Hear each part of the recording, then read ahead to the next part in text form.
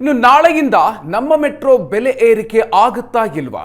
Metro ಬೆಲೆ ಏರಿಕೆ ಆಗಲ್ಲ ಅನ್ನೋ ಮಾತನ್ನ ಸಂಸದ ತೇಜಸ್ವಿ ಸೂರ್ಯ ಅವರು ಹೇಳಿದ್ರು. ಆದ್ರೆ ಈವರೆಗೂ ಕೂಡ ದರ ಇಳಿಕೆಯ ಬಗ್ಗೆ ನಮ್ಮ ಮೆಟ್ರೋ ಅಧಿಕೃತ ಆದೇಶವನ್ನ ಹೊರಡಿಸಿಲ್ಲ. ನಮ್ಮ ಮೆಟ್ರೋ ದರ ಏರಿಕೆಗೆ ಸಾರ್ವಜನಿಕರು ವ್ಯಾಪಕವಾಗಿ ಆಕ್ರೋಶವನ್ನು ವ್ಯಕ್ತಪಡಿಸ್ತಾ ಇದ್ದಾರೆ. ಕೇಂದ್ರ ಮತ್ತು ರಾಜ್ಯ ಸರ್ಕಾರದ ನಡುವೆಯೂ ಕೂಡ ಆರೋಪ ಪ್ರತ್ಯಾರೋಪಗಳು ನಡೆದಿದೆ. ಈ ಮಧ್ಯೆ ದರ ಹೆಚ್ಚಳದಿಂದ ಹಿಂದಕ್ಕೆ ಸರಿಯೋದಕ್ಕೆ ಬಿಎಂಆರ್ಸಿಎಲ್ ಚಿಂತನೆಯನ್ನ ನಡೆಸ್ತಾ ಇದೆ. ಟಿಕೆಟ್ ದರ ಏರಿಕೆಯಿಂದ ಹಿಂದಕ್ಕೆ ಸರಿಯೋದಕ್ಕೆ ಬಿಎಂಆರ್ಸಿಎಲ್ ಚಿಂತನೆ ನಡೆಸಿದೆ. 5% ಟಿಕೆಟ್ ದರ ಏರಿಕೆಯಿಂದ ಹಿಂದೆ ಸರಿಯೋದಕ್ಕೆ ಬಿಎಂಆರ್ಸಿಎಲ್ ನಿರ್ಧಾರ ಮಾಡಿದೆ ಅನ್ನೋ ಬಗ್ಗೆ ಮಾಹಿತಿಗಳು ಬರ್ತಾ ಇದೆ. ಆದರೆ ಇನ್ನೂ ಕೂಡ ಅಧಿಕೃತವಾಗಿ ಘೋಷಣೆ ಮಾಡಿಲ್ಲ. ಬಿಎಂಆರ್ಸಿಎಲ್ ನಿಂದ ಮಾಹಿತಿಯನ್ನ ಕೇಂದ್ರ ಸರ್ಕಾರ ಪಡ್ಕೊಂಡಿದೆ.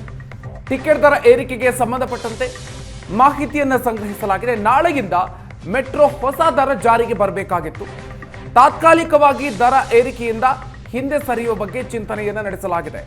ನಿನ್ನೆಯಷ್ಟೇ ಎಲ್ಲ ಬೆಳವಣಿಗೆಗಳ ನಂತರ ಸಂಸದ ತೇಜಸ್ವಿ ಸೂರ್ಯ ಅವರು ಹೇಳಿಕೆಯನ್ನು ಕೊಟ್ಟಿದ್ರು. ಕೇಂದ್ರದ ಸಚಿವರ ಜೊತೆಗೆ ನಾನು ಮಾತಾಡಿದ್ದೀನಿ. ಟಿಕೆಟ್ ದರ ಏರಿಕೆ ಆಗೋದಿಲ್ಲ, ತಾತ್ಕಾಲಿಕವಾಗಿ ಏರಿಕೆ ಆಗೋದಿಲ್ಲ ಅನ್ನುವಂಥ ಮಾತನ್ನ ಹೇಳಿದ್ರು. ಆದರೆ ಬಿಎಂಆರ್ಸಿಎಲ್ ಕಡೆಯಿಂದ ಯಾವುದೇ ಒಂದು ಅಫಿಷಿಯಲ್ ಸ್ಟೇಟ್ಮೆಂಟ್ ಈ ಬಗ್ಗೆ ಬಂದಿಲ್ಲ. ಆದರೆ ಸದ್ಯಕ್ಕೆ ಟಿಕೆಟ್ ದರವನ್ನು ಏರಿಸದೇ ಇರೋದಕ್ಕೆ ನಿರ್ಧಾರವನ್ನ ಮಾಡ್ತಾ ಇದೆ ಅನ್ನುವಂಥ ಮಾಹಿತಿಗಳು ಬರ್ತಾ ಇದೆ.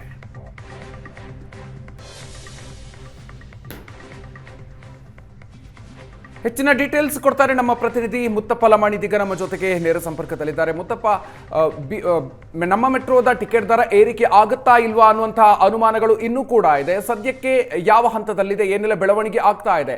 ಒಂದು ಕಡೆಯಲ್ಲಿ ರಾಜ್ಯ ಆಗಿರಬಹುದು, ಮತ್ತೊಂದು ಕಡೆಯಲ್ಲಿ ಕೇಂದ್ರ, ಇಬ್ಬರ ನಡುವೆ ವಾಗ್ವಾದಗಳು ನಡೀತಾ ಇದೆ, ಅಂದ್ರೆ ಕೆಸರೆರಚಾಟಗಳು ನಡೀತಾ ಇದೆ. ನಿಮ್ಮ ಕಾರಣದಿಂದಾಗಿ ಟಿಕೆಟ್ ದರ ಏರಿಕೆ ಆಗ್ತಾ ಇದೆ ಅಂತ ಹೇಳಿ ಏನು ಬೆಳವಣಿಗೆ ಆಗ್ತಾ ಇದೆ?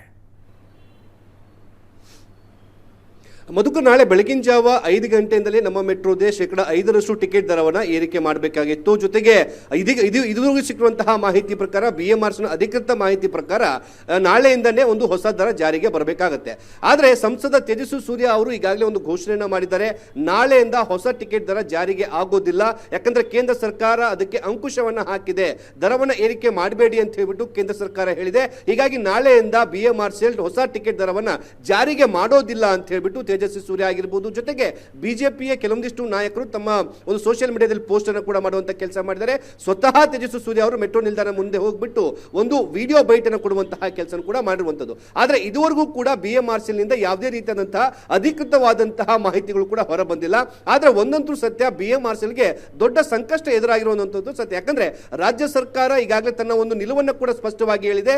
ದರ ಏರಿಕೆಯಲ್ಲಿ ರಾಜ್ಯ ಸರ್ಕಾರದ ಯಾವುದೇ ರೀತಿಯಂತಹ ಹಸ್ತಕ್ಷೇಪವಿಲ್ಲ, ಇದು ಕೇಂದ್ರ ಸರ್ಕಾರದಿಂದ ಆಗಿರುವಂತದ್ದು ಅಂತ ಹೇಳಿ ರಾಜ್ಯ ಸರ್ಕಾರ ಹೇಳ್ತಾ ಇದೆ. ಮತ್ತೊಂದು ಕಡೆ ಬಿಜೆಪಿ ಸಂಸದರು ಹೇಳ್ತಾರೆ, ಕೇಂದ್ರ ಸರ್ಕಾರ ಇದರಲ್ಲೂ ಕೂಡ ಹಸ್ತಕ್ಷೇಪ ಮಾಡಿಲ್ಲ, ಇದು ರಾಜ್ಯ ಸರ್ಕಾರದ ಅಂತ ಹೇಳ್ಬಿಟ್ಟು. ಹೀಗಾಗಿ ಎರಡೂ ಸರ್ಕಾರಗಳು ಕೂಡ ಕೈ ಎತ್ತಿರುವಂತಹ ಕಾರಣಕ್ಕಾಗಿ ಬಿಎಂಆರ್ಸಿಎಲ್ ಈಗ ದೊಡ್ಡ ಸಂಕಷ್ಟಕ್ಕೆ ಸಿಲುಕಿರುವಂತದ್ದು.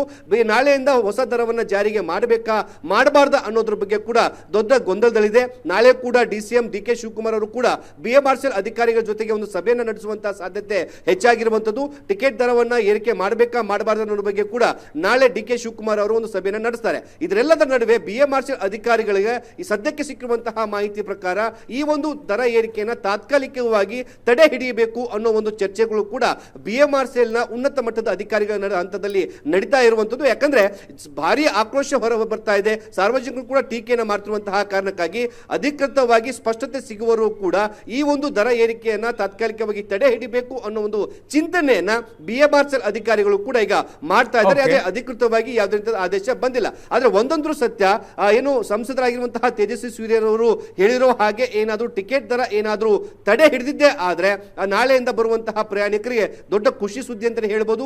₹1 ಏನು 5% ಏನು ಏರಿಕೆ ಆಗಿದೆ, ಅದರಲ್ಲಿ ಕನಿಷ್ಠ ₹1, ಗರಿಷ್ಠ ₹5 ಕೂಡ ಟಿಕೆಟ್ ದರ ಏರಿಕೆ ಆಗಬೇಕಾಗಿತ್ತು. ಅದನ್ನ ತಡೆ ಹಿಡಿದ್ರೆ ಪ್ರಯಾಣಿಕರಿಗೆ ದೊಡ್ಡ ಮಟ್ಟದ ಅನುಕೂಲ ಆಗಲಿದೆ. Madhukar, okay, thank you Muttappa ಡೀಟೇಲ್ಸ್ಗೆ.